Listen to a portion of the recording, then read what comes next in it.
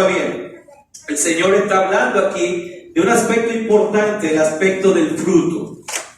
Al hablar de fruto, hermanos, no se refiere a obras.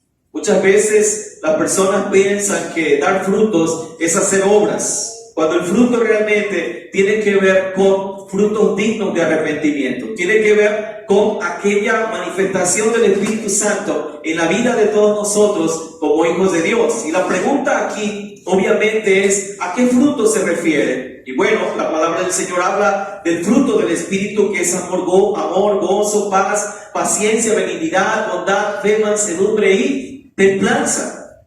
Hermanos, muchas personas a veces en la iglesia han pasado años y años y han estado como una planta allí solamente sembrados, echando raíces en una situación, en una vida religiosa, pero no dando frutos. Cuando usted, por ejemplo, compra un árbol frutal, ¿con qué objetivo lo compra? Mayormente, usted tuviera una parcela, tuviera un ranchito, va a comprar o se mete al programa Sembrando Vida y le dan sus arbolitos de naranja o le dan de mango, lo que sea. ¿Con qué objetivo usted plantaría un árbol de esos? De tener su fruto, ¿verdad? Obviamente. Y si el árbol no da fruto, ¿cuál sería la actitud de usted hacia ese árbol? Lo cortaría, ¿cierto? ¿Qué siente un agricultor cuando siembra un maizal y nomás no hay fruto? Siente tristeza, porque ha invertido mucho tiempo en cultivar aquello. Hermanos, y no estoy diciendo con esto sencillamente, ¿verdad?, que Dios hace una inversión inútil, porque las inversiones de Dios nunca han sido inútiles. Él envió a su Hijo a morir por nosotros en la cruz y su sacrificio fue efectivo en la vida de nosotros. Pero en la vida de nosotros, hermanos, tiene que haber realmente el reflejo de una vida fructífera, una vida que da realmente frutos dignos de arrepentimiento, una vida consagrada al Señor. Ahora, dice que esta enseñanza era una enseñanza particular en ese momento. ¿Lo oyeron quiénes? Sus discípulos. Pero el Señor no se detuvo y caminó un poco más y llegó a Jerusalén y Jesús entró en el templo. Este tema, hermanos, es uno de los temas que a lo largo del tiempo ha sido objeto de interpretaciones de este pasaje, ¿no? Y una de las interpretaciones que se da es que, por ejemplo, no se debe vender en la iglesia, porque la iglesia no es un lugar para vender cosas o para que la iglesia pueda vender. Sin embargo, aquí hay que entender bien el contexto del texto. Cualquier interpretación de ese tipo, hermanos, lo que está haciendo es que está ignorando realmente el contexto del pasaje y entendiendo mal realmente qué significa el templo. Cuando el texto dice que Jesús entró al templo, la pregunta para los que estudian el Antiguo Testamento es: ¿realmente el Señor entró al templo? Hoy vieron el templo en la clase, así que la pregunta es: ¿realmente Jesús entró al templo? ¿O en qué lugar o a qué referencia hace el texto que Jesús entró? ¿Hasta dónde llegó el Señor en ese momento?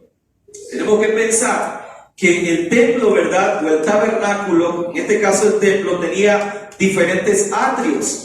El atrio de los levitas o de los sacerdotes, que era donde algunos de ellos habitaban, y que más adelante, cuando leímos el libro de Nehemías, se acuerdan, ¿verdad?, que a uno de los enemigos del pueblo de Israel, del pueblo judío, les habían hecho una habitación en ese lugar, habían sacado del templo, ¿verdad?, de los atrios, habían sacado las provisiones de los sacerdotes y de los levitas, y habían metido, creo que a Gesén el árabe, por ahí estaba ya metido, ¿verdad?, en esa situación del templo. Ahora, también estaba el atrio de los israelitas, el atrio de las mujeres y finalmente el atrio de los gentiles, aquellos que no eran israelitas por nacimiento, pero que por conversión lo podían ser como prosélitos, en este caso, ¿verdad?, al judaísmo, y que participaban de la adoración, pero tenían un límite. Así que estos atrios delimitaban muy bien, hermano, el lugar hasta dónde llegaban. Ahora la pregunta es, cuando dice Jesús entró en el templo, ¿realmente Jesús entró en el templo al santuario como tal? ¿O estuvo el Señor en alguno de sus atrios?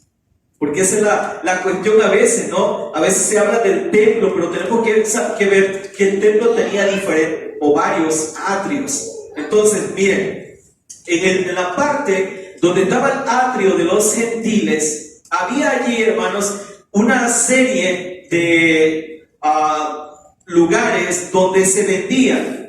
Algunos autores, ¿verdad?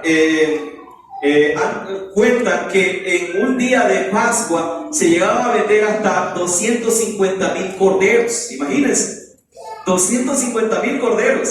Se dice que en el día de la Pascua se mataban cerca de 600,000 corderos. Así que era grande. Imagínense, hermanos, el negocio aquí, o el problema aquí no está en que estos hombres vendieran. El problema principal está en que esto era un negocio de los sumos sacerdotes, de los levitas y de la gente líder en Israel que había corrompido. Eran precios altísimos, pero no solamente vendían corderos, también dice la palabra del Señor que vendían palomas, había mesas de cambistas. ¿Por qué cambistas? Porque no se podía ofrendar con cualquier moneda, solamente con la que el templo aceptaba. Así que usted, si quería traer una ofrenda aquí a la iglesia, ¿verdad? El tipo de cambio era muy alto. Haz de cuenta que, no sé, un peso les costaba 5, 10 o 20 dólares, un peso, ¿no? Entonces, eso era lo que estaba pasando allí. Ellos estaban elevando los precios, estaban robando, y algunos autores dicen que como el ofrendante no mataba al cordero a sí mismo, sino lo entregaba al sacerdote. Algunos dicen que entregaba el cordero al sacerdote, el sacerdote le daba la vuelta y volvía a vender el cordero muchas veces. Así que esto era realmente un negociazo en el templo. Esa es la razón por la que Jesús está diciendo, ¿verdad? Mi casa ha sido o se ha convertido en cueva de ladrones. No es que estaban, si las ventas de ese lugar hubiesen estado siendo de manera honesta, ¿Jesús los llamaría ladrones? Si hubiesen estado actuando bien, ¿los llamaría ladrones? Por supuesto que no. Porque era una necesidad, hermanos. Imagínense, usted viene, ¿verdad?, desde Campeche a pie, porque no había camión en ese tiempo y todavía el Tren Maya no existía. Así que usted se venía, ¿verdad?, desde Campeche a pie hasta acá, hasta la isla. Y entonces tenía que traer, ¿saben qué tenía que traer? Su cordero arrastrando. Entonces, ¿qué era más fácil para la gente? Llegar al lugar y comprar el cordero. Así que en parte era una necesidad para los viajeros. Pero esa necesidad se había convertido realmente, hermanos, en un negocio. Ahora vean, dice, y comenzó a echar fuera a los que vendían y a los que compraban en el templo. No solo a los que vendían y compraban. Volcó la mesa de los cambistas y la silla de los que vendían palomas, y no consentía que nadie cruzara por el templo llevando utensilio alguno. Y enseñaba diciendo, no está escrito que mi casa será llamada casa de oración para todas las naciones, pero ustedes la han hecho cueva de ladrones. Ahora bien, vean el versículo 18, hermanos, dice, ¿lo oyeron quiénes? Los principales sacerdotes y los escribas, y buscaban cómo matarle. ¿Por qué les da tanto enojo que Jesús haga eso? Bueno, más adelante van a preguntarle, ¿verdad?, ¿con qué autoridad el Señor hacía estas cosas? Y eso es realmente lo que el Señor está haciendo, porque el Señor está arruinando el negocio que estas personas tenían ahí dentro del templo. El pueblo estaba maravillado de la doctrina del Señor, pero los principales sacerdotes y los escribas buscaban cómo matarle. Algo importante, hermanos, que tenemos que considerar aquí es precisamente la cuestión en la que Jesús está refiriéndose.